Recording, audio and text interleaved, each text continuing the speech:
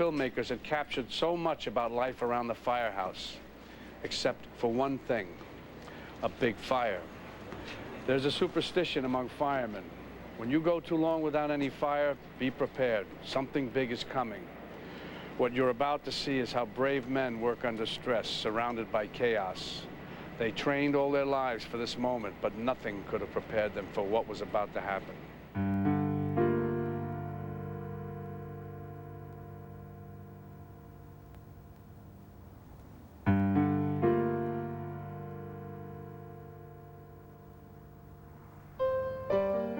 It's going to be a beautiful day today. Sunshine throughout.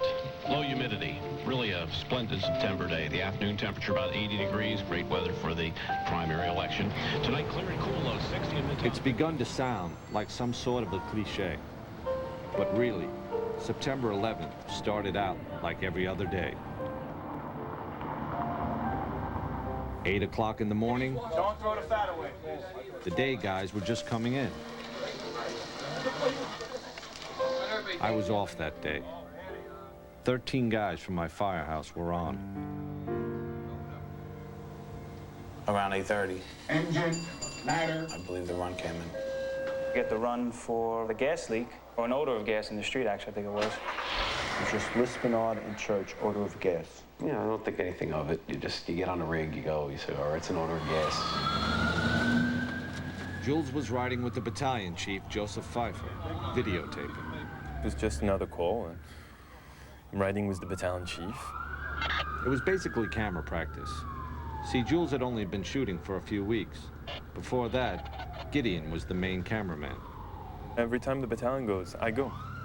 You know, I just need to practice, so I shoot. What's your temperature? No, I don't stop. The gas mains right here. Right down. We checked the area with meters, and it was kind of routine. It was 8:46 in the morning. That's when this stopped even resembling a normal day.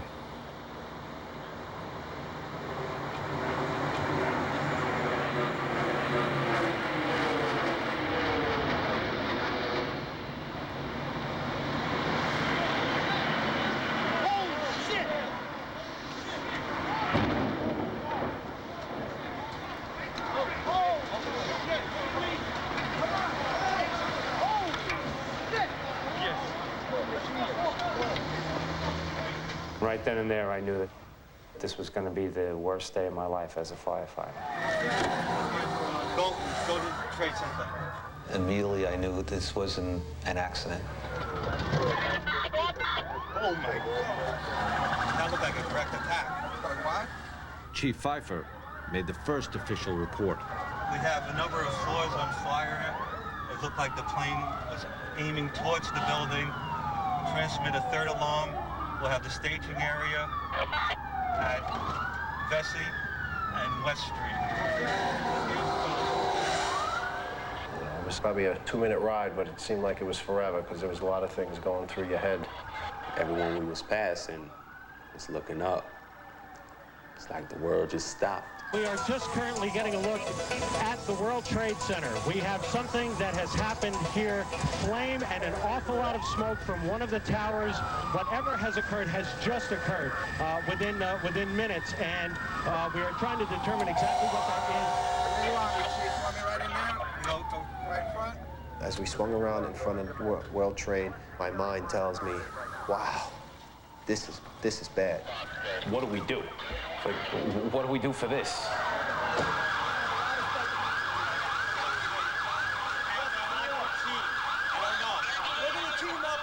We park right under the awning of One World Trade Center. The Chief Pfeiffer puts his gear on, and I remember asking him, you know, Chief, can I come in with you? I want to come in with you. And he says, yep. Yeah, you stay with me. Come in with me, never leave my side. We got the kid.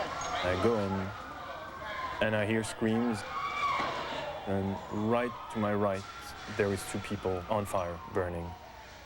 I just didn't want to film that. It was like, no one should see this.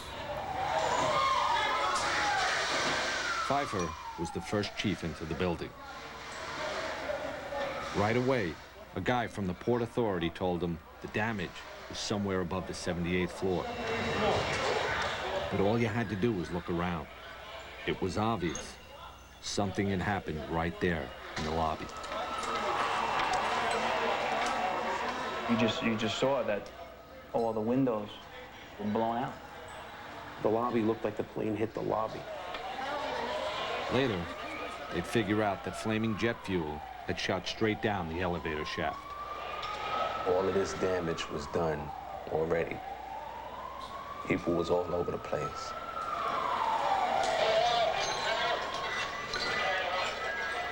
So you knew it was going to be worse when we got upstairs. Flames are shooting out. Smoke is pouring out. I want you to get an engine and team up. Just get an offside line. Walk to 7. Okay, I want you to go any higher than 70. My main concern was we had 20 floors of people above.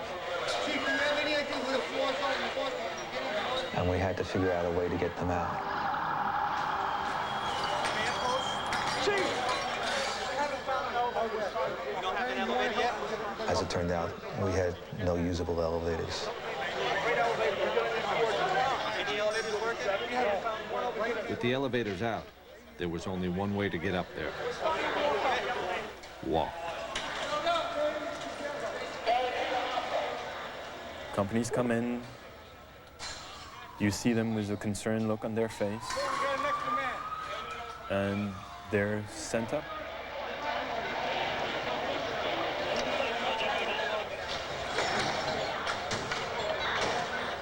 A firefighter in full gear, carrying 60-something pounds of hose and equipment. Takes about a minute to climb one flight of stairs. These guys were looking at 80 stories just to get there. Then they'd start working. I felt the mood that we were going to put the fire out. Everyone seemed to be confident. I know I was. You basically looked at it and said, okay, we got 10, 20 stories of fire. We'll deal with it. We'll get up there. We'll get to it. There are fire crews just screaming into this area from every conceivable direction. By this time, some of the top chiefs in the department had joined Chief Pfeiffer, running the command post, sending guys upstairs. Every time I looked around, it was new faces. Some that I recognized. I had seen Chief Pronti, great guy, white hair, mustache, the perfect grandfather that you'd like to have. Remember seeing Lieutenant Fody, who was working with 9 Engine. Said hello and then started going up. Another of the men who went up was Lieutenant Kevin Pfeiffer. He was in charge of Engine 33, and he was the chief's brother. I just remember we both looked at each other, said a few words, but it was more the look with a real concern that this was going to be something tough. It's going to be a tough job. It's going to be a long job. They'll put it out. That's what they do. The last time Jules had seen his brother was an hour ago, at the firehouse. Far as Jules knew, Gideon had followed Tony, the probie, into the tower. When we had left for the odor of gas in the street, for me, it was in the engine. And then when we arrived to the trade center, he went up immediately with the guys. So for me, my brother is going up the stairs. It turns out, Gideon was with Tony. Engine 7, ladder 1. This is firefighter Untitled. But Tony was still at the firehouse. Yeah. No, I was off duty. And now he'd been ordered to stay there. Everybody's been recalled. All available units must come back to the firehouse. While Tony tried to keep up with the phones, this is firefighter Untitled. Gideon took his camera and started walking down towards the trade center. He was sure his brother was inside, and he wanted to get to him. I remember slowly walking down to the World Trade Center. What really sticks in my mind is passing by the people and filming them and filming their astonishment. And the eyes saying, this is not happening.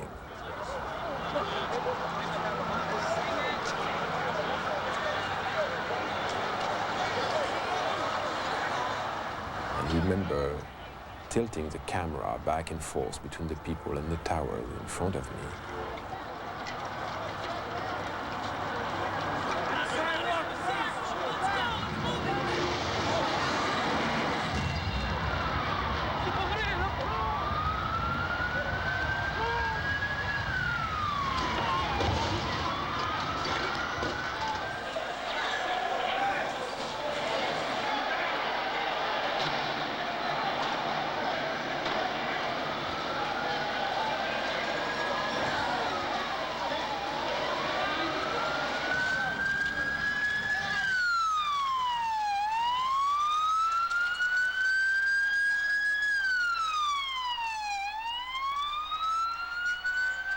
Both towers of the World Trade Center have been hit by aircraft. Both are in flames. There is black smoke coming from both of the towers. It's a horrific scene here. There's debris flying through the air. Mayday. There were two planes. I saw the second one hit. It hit the other tower. All we knew was that a second plane hit, and we had a lot of people trapped. Stay together. Stay together. You know what's going on. We're just going to have to walk one way to go. Second plane is with motherfuckers. Now the Chiefs would have to set up a whole other operation over in Tower 2. I'm going to send him up. I can go chief up there.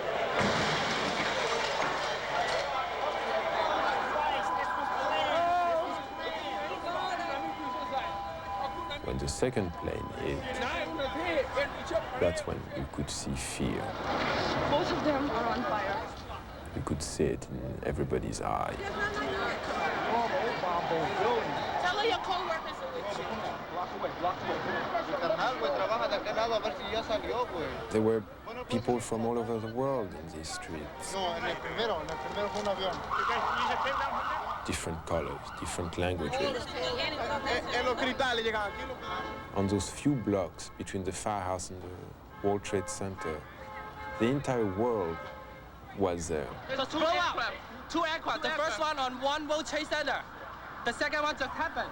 And they were all looking at the same thing and talking about the same thing and reacting the same way. Is it a plane or a bomb? You saw a plane going? A plane went straight into the building, right there into the side. Plane? Yes. How big is the plane? Yeah. That was a direct hit. Huge one. There were two planes? Yeah. There's two. One in each building. Yeah, I saw the last one. We heard boom in the whole field. What are those people going to do? On the second one? All the elevators are blocked out. Yeah. Well, the staircases must still be, right?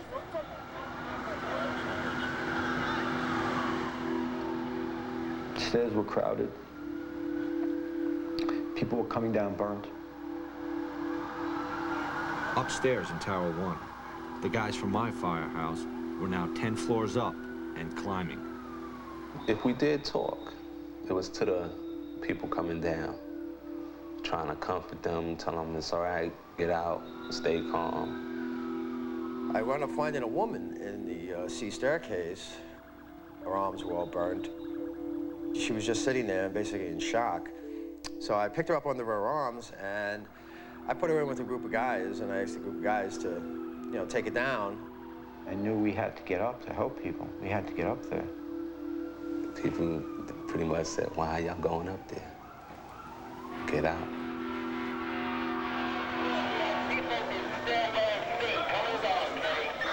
Their concern was to get everybody out. That was the key. As much people out as possible.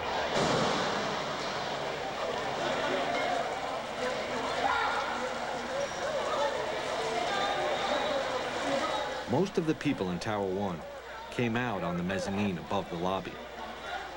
Then they'd get out through another building. All right, I want to use the lobby of 7 as a triage. The chiefs didn't want anyone going through the lobby doors. First, it was because debris was falling outside. Then, it was people falling. You don't see it, but you know where it is. What's that? And you know that every time you hear that crashing sound, it's a life which is extinguished. It's not something you could get used to. And the sound was so loud.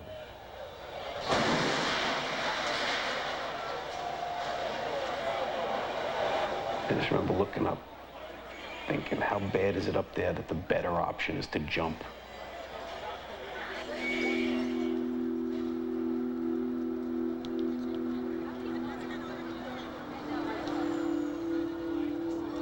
The FBI is now investigating reports of a plane hijacking before these crashes we're telling you about at the World Trade Center towers this morning. Pieces of the building and the planes actually landed blocks away. Gideon was walking with his camera when he found a chunk of the plane engine that had crashed completely through Tower 2. Don't be kicking stuff over here. This is evidence. No, you don't kick it. All right, just get out of the area. Just go. This is evidence. You're kicking stuff. What's the matter with you? That was as close as Gideon would get to the Trade Center, without a firefighter anyway. So I decided that the smartest thing to do was to slowly walk back to the firehouse and find a way to go to Jules. We're just getting word now. One of the two planes was hijacked after takeoff from Boston. This is two airplanes have crashed into the World Trade Center in an apparent terrorist attack on our country. We now have reports of a fire at the Pentagon. A fire at the Pentagon being reported this morning. I was just saying that the officials are calling this an act of terrorism. They're saying that's clearly what it is, clearly not an accident. Arriving back at the firehouse, and Tony is still alone, and he has no clue of what to do. The Pentagon's on fucking fire? War. This is war. And just by listening to him, freaking out and swearing and behaving like I've never seen him behaving, Tony was expressing what we all felt. At that point, I saw the fireman in him taking over. I can't believe the fucking Pentagon. Somebody has balls. I mean, a few times he was just pulling his gear and about to rush to the door, realizing that he was the only one in charge of this empty firehouse, and going back to the house watch and looking again at those pictures on TV, and just to make sure that it was real. Two enormous explosions at the World Trade Center. Tony just wanted to go there.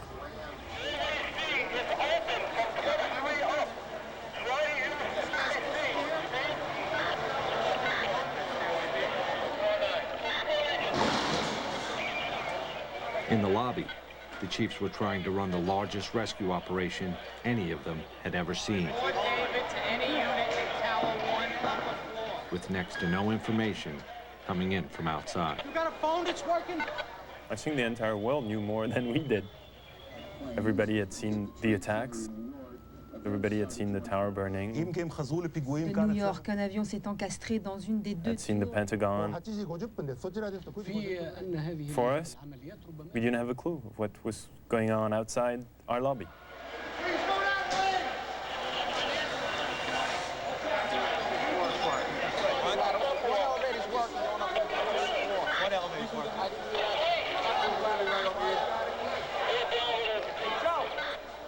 Just like a beehive, that place. Everybody's working on the phone, everybody's working on the radio. Everybody's getting information, sending guys up, getting reports. And just trying to get this thing under control.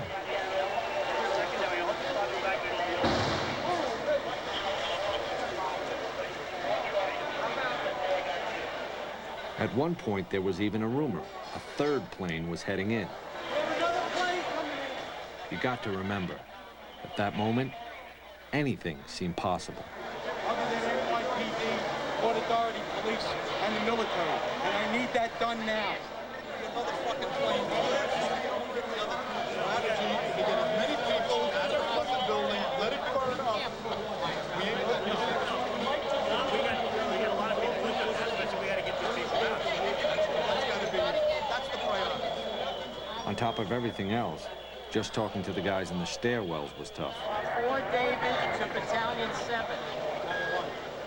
The tower's internal communication setup had been knocked out by the crash.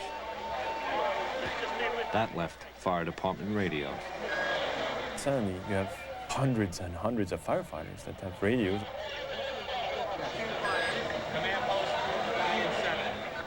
It seems to become more and more difficult.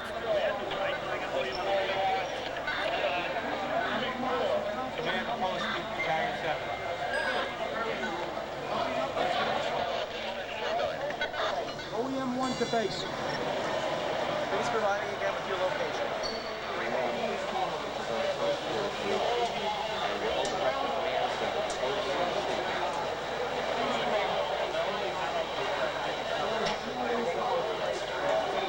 Is there anyone in this car?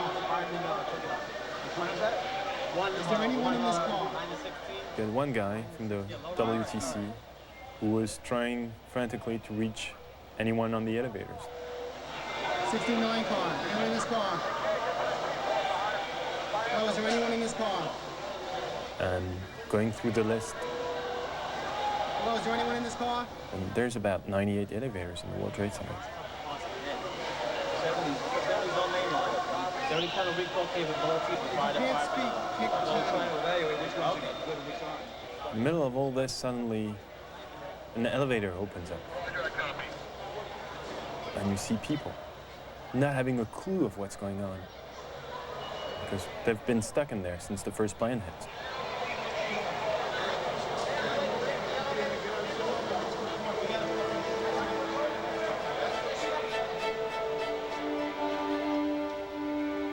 I was seeing the look on the firefighters.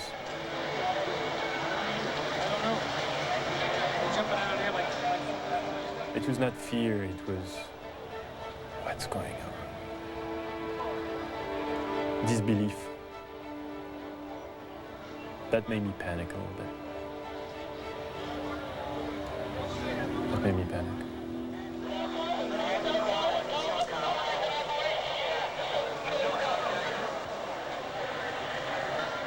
It was the first time I had seen Father Judge, the chaplain, as he's called. He was in the lobby with us, and I could tell that he was praying. You know, Father Judd, he would at least make eye contact with you and kind of give you a reassuring look. That wasn't occurring, almost like he knew that this was not good.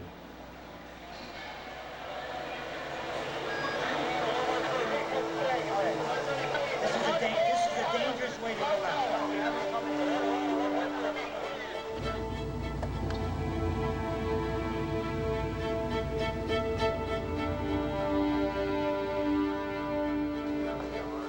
Back at the firehouse, off-duty guys were starting to show up.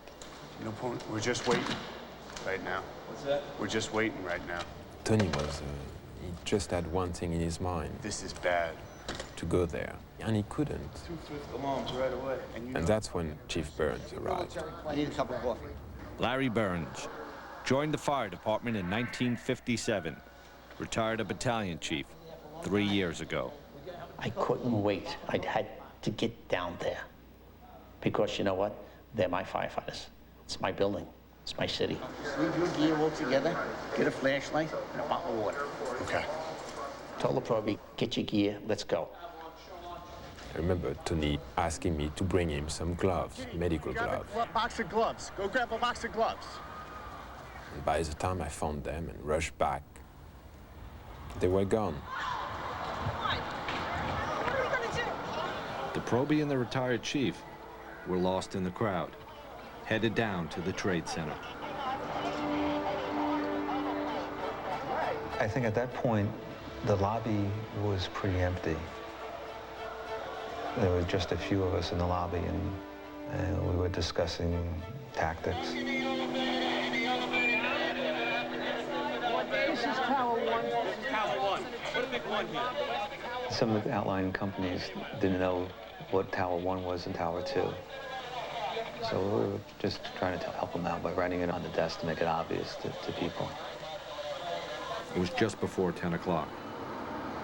A little over an hour since the first plane hit. Firefighters from all over the city were inside those towers. Hundreds of them. I remember I'm filming Chief Pfeiffer, and he's on the radio.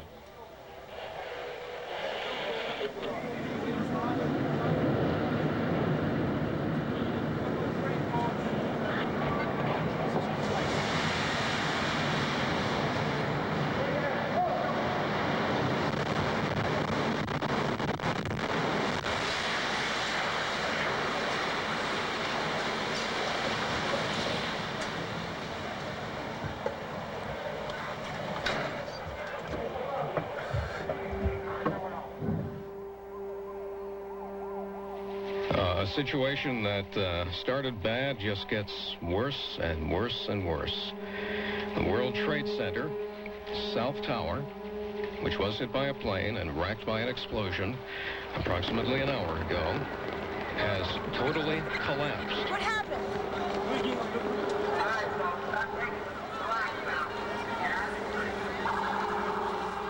If you're just joining us this morning, you're in for a horrific surprise. The scene here is just one right out of one of the movies you would see in Hollywood. People walking around with cell phones in tears, holding their heads, looking up at what's left of the World Trade Center and just shaking their heads in disbelief. Out on the street, everyone knew what just happened.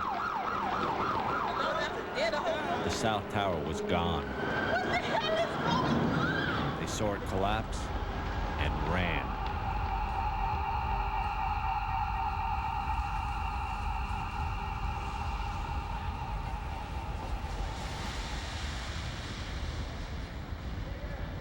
I waited. Time slowed down and everything became pitch black.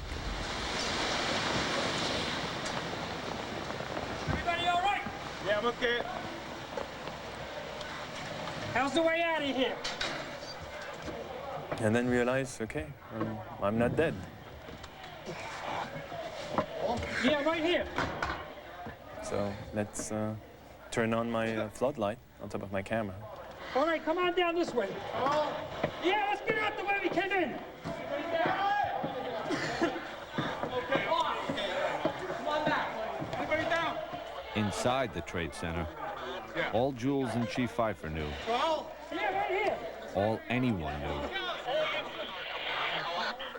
was that something had gone terribly wrong. Got a light? No, come here. They asked me, you with the light, help us out.